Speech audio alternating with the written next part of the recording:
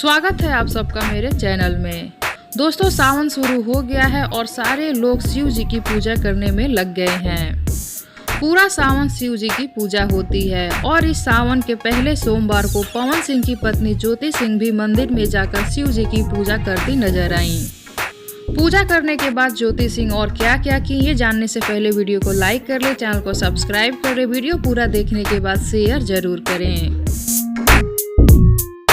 पवन सिंह की पत्नी ज्योति सिंह को सभी लोग जानते हैं। ज्योति सिंह देखने में बहुत ही खूबसूरत हैं और बहुत ही प्यारी लगती हैं वो देखने में, और ज्योति सिंह को लोग बहुत पसंद भी करते हैं। पर हम यहाँ बात कर रहे हैं ज्योति सिंह इस सावन के पहले सोमवार को क्या क्या की हैं।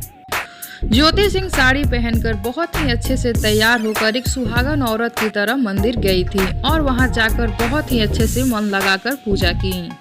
पूजा करने के बाद गरीब बच्चों को और गरीब लोगों को खाना बांटी, साथ ही फल और मिठाइयाँ भी बांटी। ज्योति सिंह जितनी देखने में खूबसूरत हैं, उतनी ही अच्छी वो मन की भी हैं।